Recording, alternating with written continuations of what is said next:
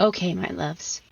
I know there are a lot of you that are out there that are really wondering, how do I even set boundaries anymore?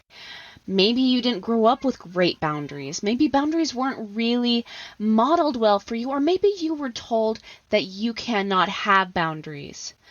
Maybe you're tired of being gaslighted in your relationships, and you're tired of feeling crazy all the time and guilty for trying to make a difference in your life. If this is you, then I want you to come schedule a call with me. Let's chat about the Unashamed Image Program. The Unashamed Image Program is geared towards you specifically.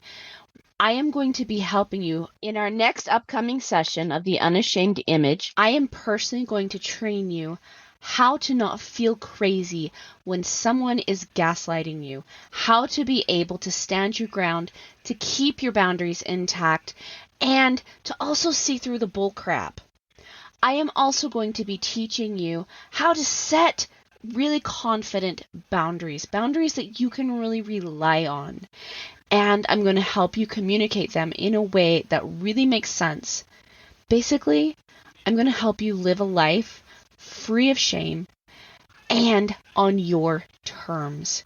If you are ready and you are done feeling all the shame and guilt for trying to set boundaries, if you are not willing to live another moment the way you are right now and in somebody else's shadow, then this is the time to schedule that call with me. It's completely free, no pressure, just love, just support.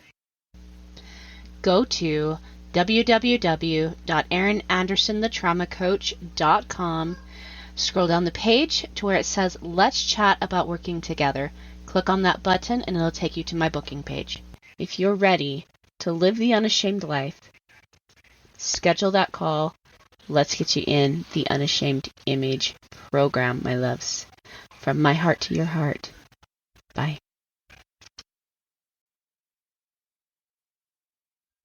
Hey guys! Welcome back to Erin Anderson Betrayal Trauma Coaching. Thank you so much for joining me today. I know it's been a little bit. I definitely have been thinking about the direction I've wanted to take this podcast for the last little bit, and really the message I want to deliver to you. And so that actually is why I've had a bit of a hiatus from this platform for a bit. But I want to come back. I kind of want to get a clean slate, start fresh. And to do that, I want to tell you again my story and just make my story a lot more clear. So that way you can kind of understand where I come from, because I coach men and women actually through betrayal trauma, but the reason being is because I understand it so very deeply, so very well. I've dealt with trauma my entire life. I still deal with trauma. Honestly, it's not something that just magically goes away once you heal one trauma. No, trauma still shows up in your life. But it doesn't stick anymore because of the lessons I've learned surrounding trauma. And those are the lessons that I want to bring to you through this podcast. And to do that, I think I need to backtrack again and just start back at the beginning of my story. Now, if you guys have been following me so far, you guys know that I've dealt with trauma at the hands of a lot of different relationships, not just my husband, but often you guys are going to be following me. You're here because you probably have a similar relationship, one where maybe your husband is into some sort of an addiction, whether it be pornography, gaming, that can be pretty miserable too. Drugs, alcohol. Maybe your husband's even left your faith. And all of those things can really, really shake a relationship and can cause some pretty big trauma and feelings of betrayal. And so, um, I, even though I may not have lived your story necessarily, I think that there's merit to what I have lived in my story because there are a lot of similarities, and the lessons I've learned are definitely going to be things that are going to guide you in your next steps of your own healing journey. So, in order for me to tell my story, I need to start at the beginning of my relationship with Ruben. And I actually met Ruben back in around September 2002. I had just barely graduated high school, had my summer, and then I went off to college. I attended Snow College for 2 years for my associate's degree. And I actually met Ruben within the first week. I was back at school, first 1 or 2 weeks. I can't remember exactly, but it was roughly around that time. And a little context, like I was actually kind of relieved when I met Ruben at first. And the reason being was I was a little bit put off by some returned missionaries from my church. And like I said, I'm a member of the Church of Jesus Christ of Latter-day Saints. And especially when I was younger and single, a lot of these kids that were coming back off of their missions were just like, okay, went on a mission, my next step is getting married, right? And it was actually so intense that I had a cute little kid, I mean, I look back now and it's actually really funny. And it was funny then too, honestly. I was like, what just happened? But there was a returned missionary that was running around on campus, and he was handing out business cards to every girl he saw. And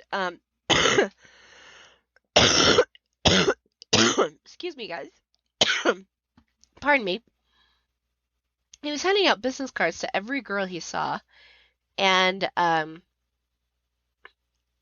was like, what is going on here? Well, he saw me, runs up to me, hands me a business card, and I kid you not, he literally said to me, hey, my name is so-and-so and so. I don't remember the kid's name. And I just barely returned off of my mission. I am ready to find my eternal companion. So if you want to go on a date, maybe you're it. Here is my card. Here's my number. Give me a call if you want to go out. And I was like, okay.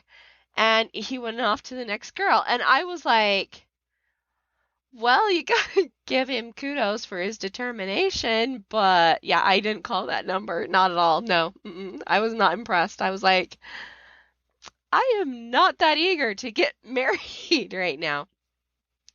And I was kind of hit with one experience after another like that. And so I was like, oh my gosh, like, I don't know about these boys right now. They're a little weird.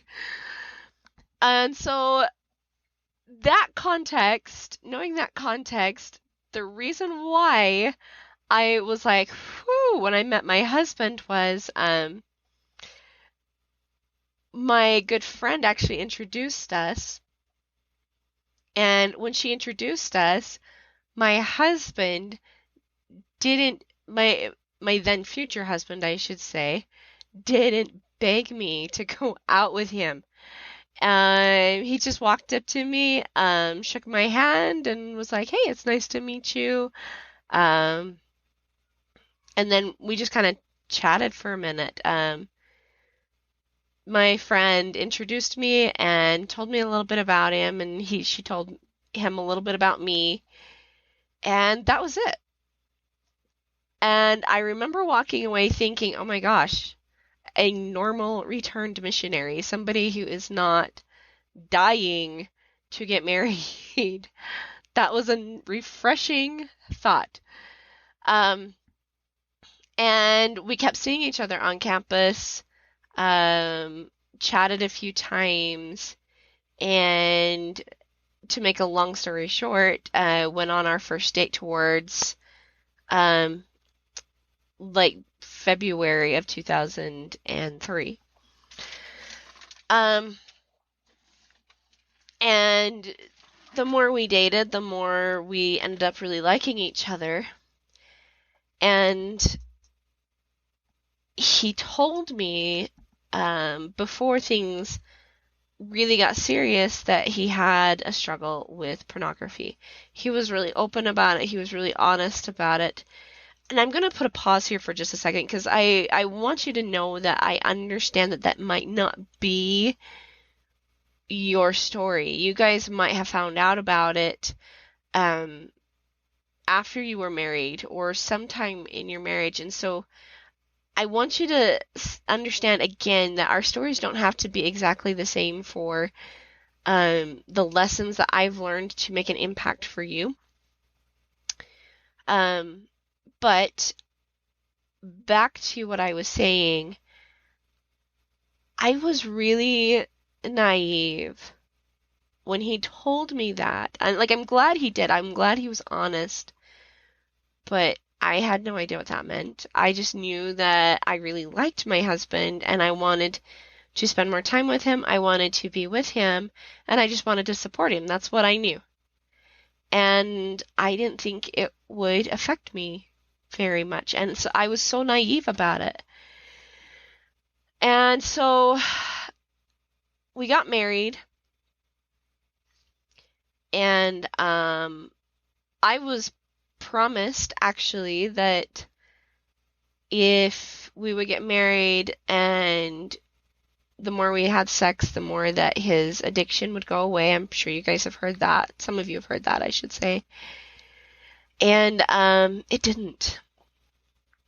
It never went away. It actually ended up getting worse and worse and worse and worse. He would hide it. I would find out. And I remember just feeling more and more and more and more betrayed and so hurt and angry and just honestly in a rage sometimes. I remember one night in particular, I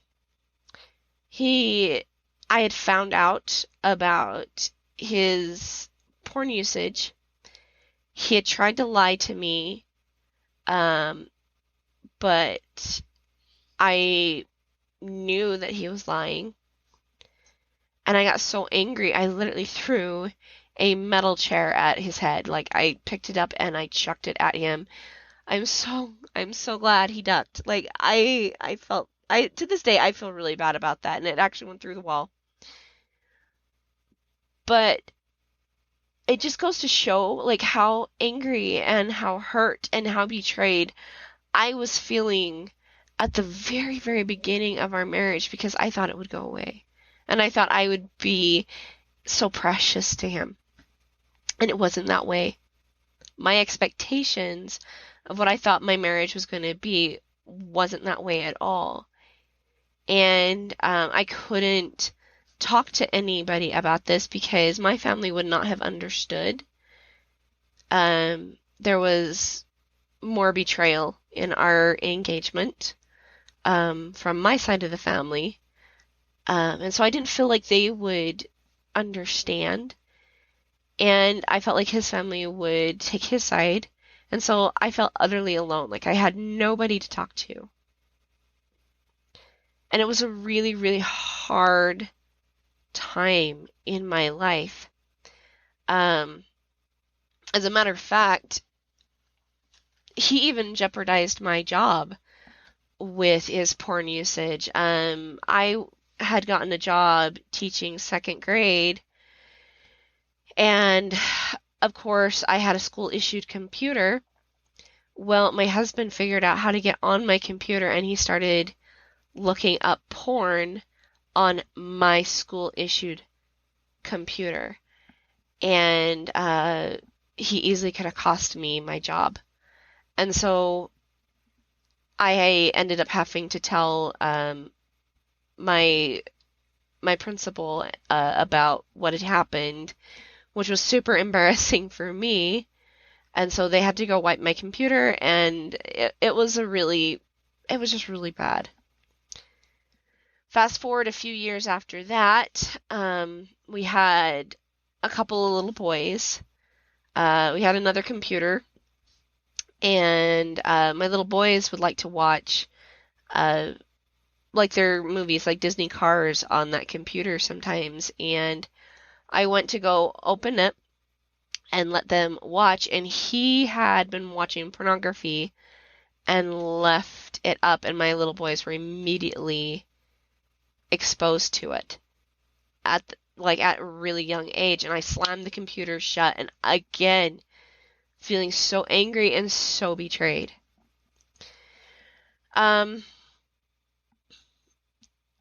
And this went on like this for probably about the first 10 years of our marriage. And it got to a point where I was so sick of trying to get him to stop and get him to choose our family over this stupid pornography addiction. And I was just done. I was done with the pain. I was done fighting. I was done trying so hard. And I was really seriously contemplating divorce. But divorce brought with it a whole lot of other connotations. Like, divorcing my husband would mean that my boys would have to come here. I wouldn't be here to protect them from the porn. I wouldn't be here to stop it quickly. And that there was a good chance that they'd have even more exposure without me around. I also knew that even though I felt like my husband was a turd head, he was still a really good dad. He loved his kids. He played with them.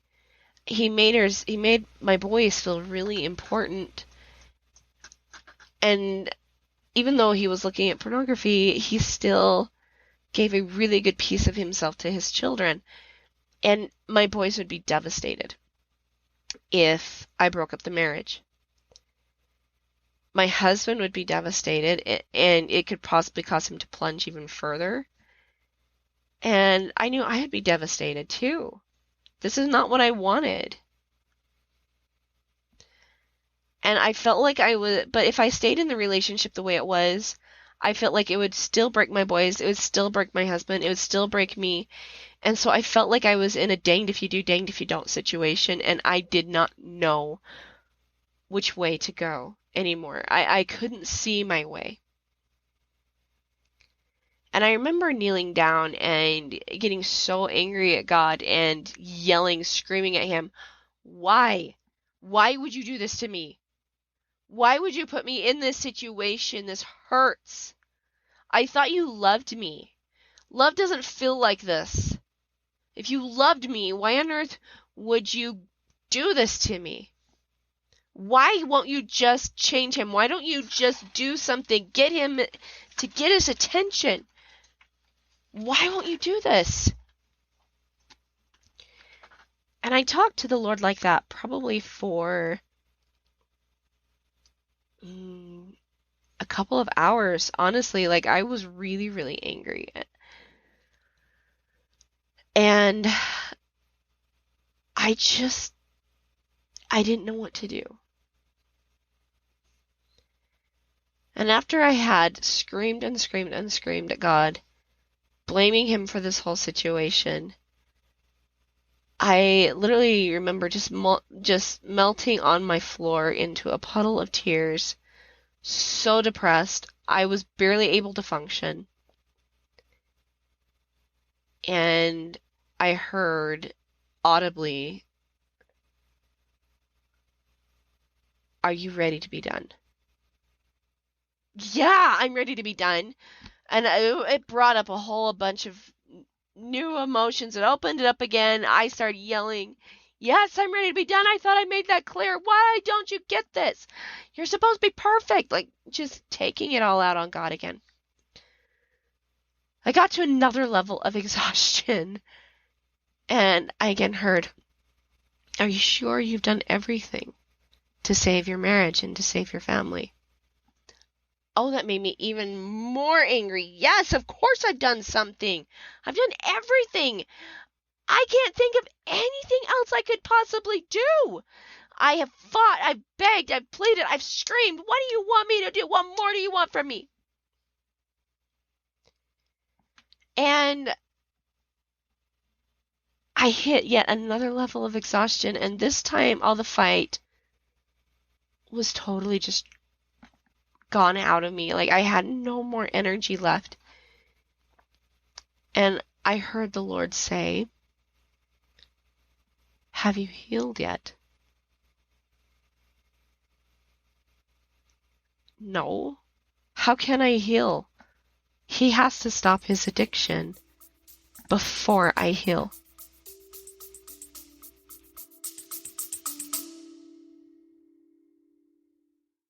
So how do you feel about boundaries? It's a legitimate question. A lot of people come to me really struggling with this concept. They often feel guilty for setting boundaries, or they're not sure about even what a boundary is. You know, they've heard the term, set the boundary, things like that, but that's really confusing for them because it's not something that's well taught in our society nowadays, right? They know that boundaries are really important to having healthy, constructive, supportive, and wonderful relationships, but why? And oftentimes they also know that they feel like their boundaries are being violated, but they can't quite pinpoint what the boundary is that's being violated. That's why I've created the Clarifying and Creating Your Boundaries free PDF.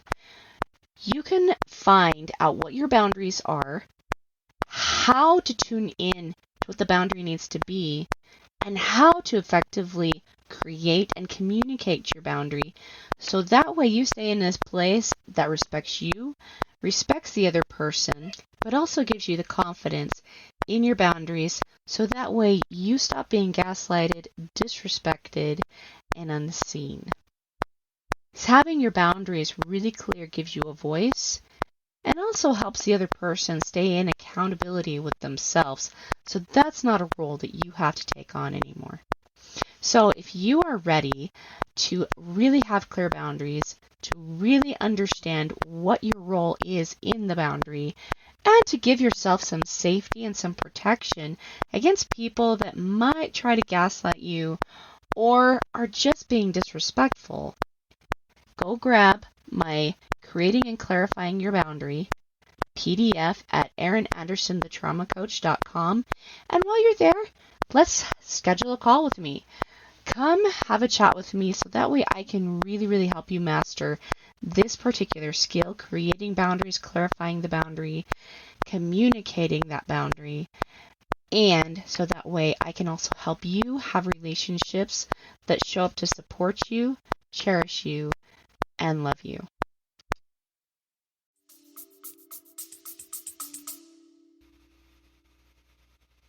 And I'll never forget the next words he said. He said, give me your will, and I promise to heal you. I will coach you. I will walk by your side through all of this, and you will be healed if you'll just give me your will and trust me. And at that moment, there was actually a quote hanging up above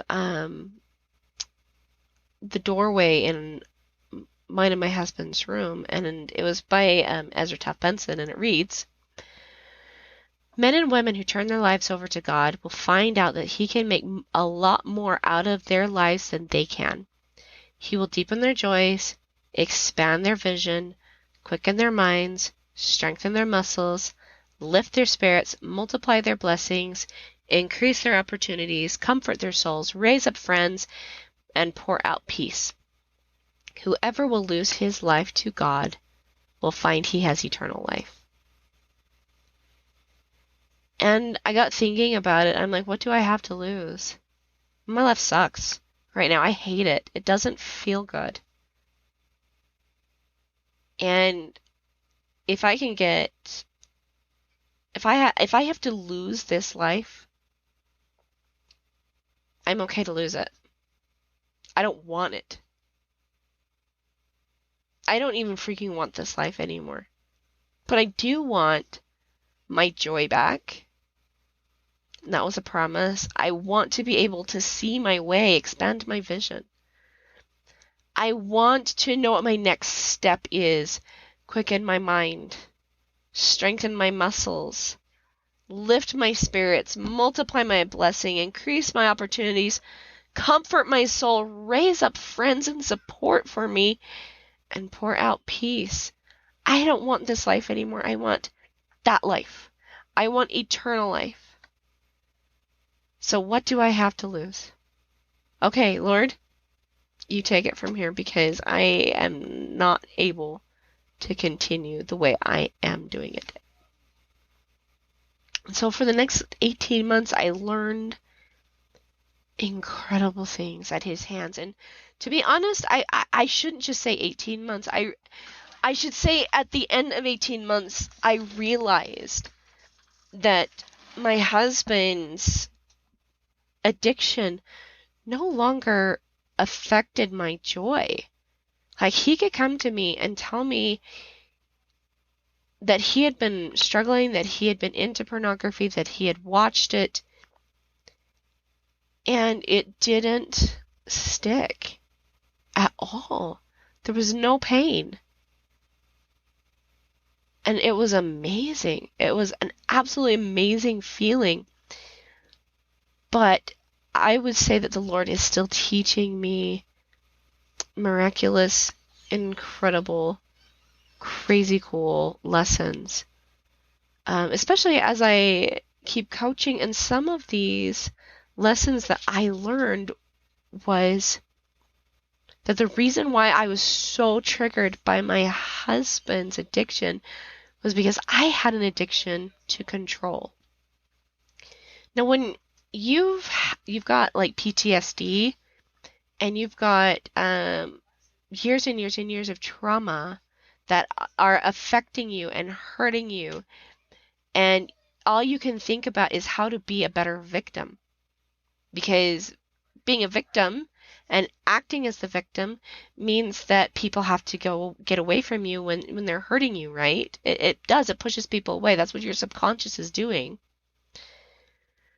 But I was so addicted to control, and the reason why it was because if I didn't control every little thing that my husband and my kids did, or my mom, or whoever it was that was hurting me, if I didn't control that, then I was going to be hurt, afraid, and alone. And that was the belief that I had, that the only way I wasn't going to be hurt, afraid, and alone is by controlling everything that everyone else did. And so that was one of the things that I ended up having to let go of. And that meant handing my husband back his phone and telling him I was no longer going to be responsible for his choices and the things that he did. Okay? Another thing I learned was I couldn't focus on myself and my needs if I was too busy trying to take control of Ruben's agency.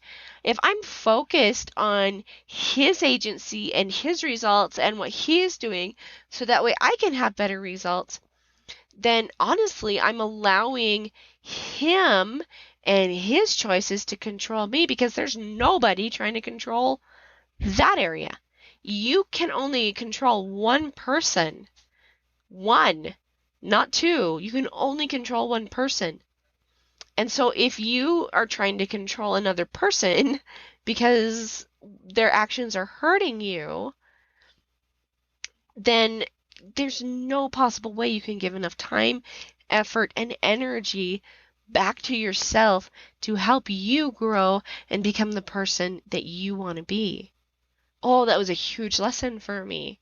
That was a big, like, aha moment.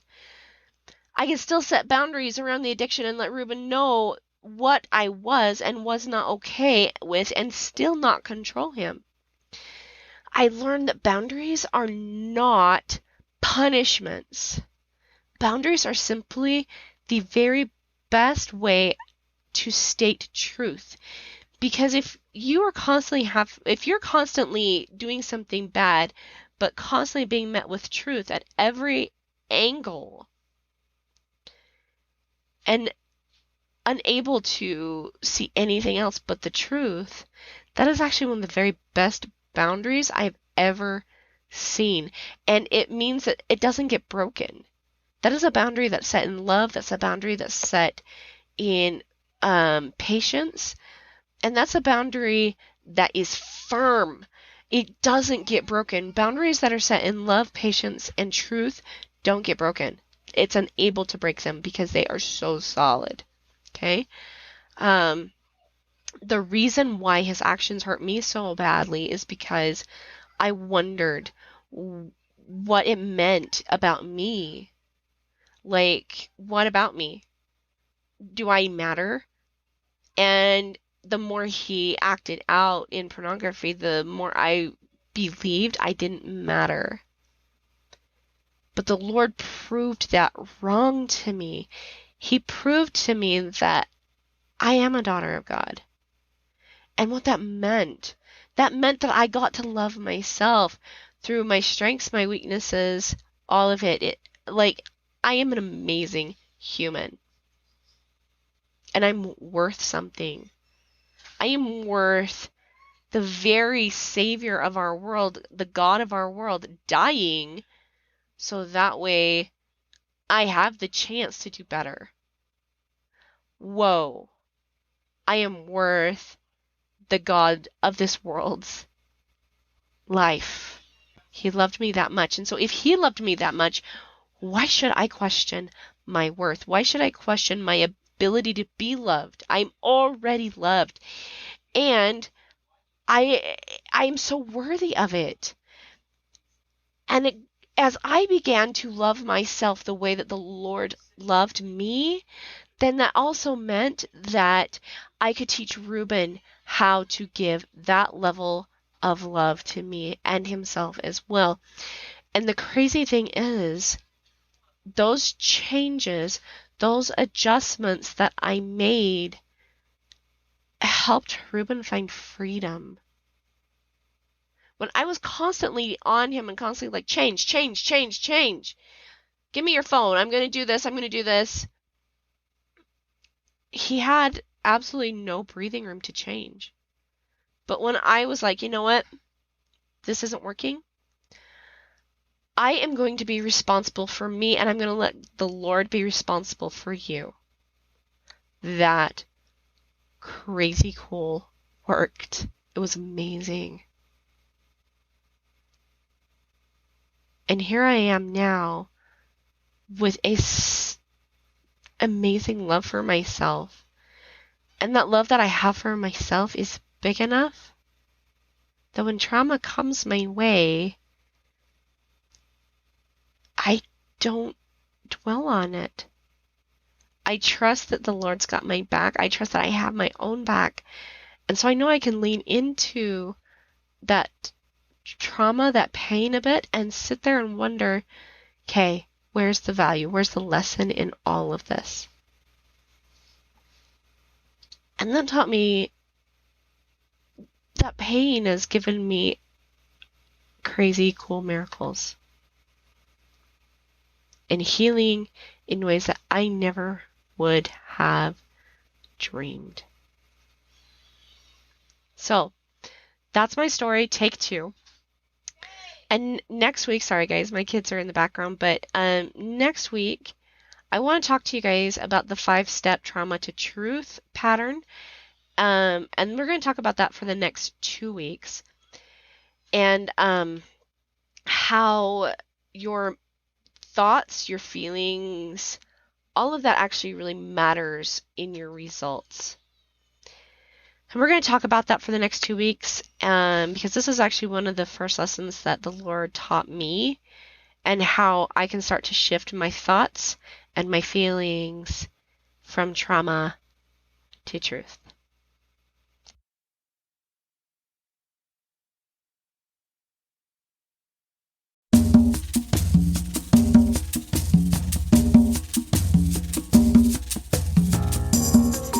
Hey guys, thanks so much for hanging out with me today and listening in on this podcasting episode.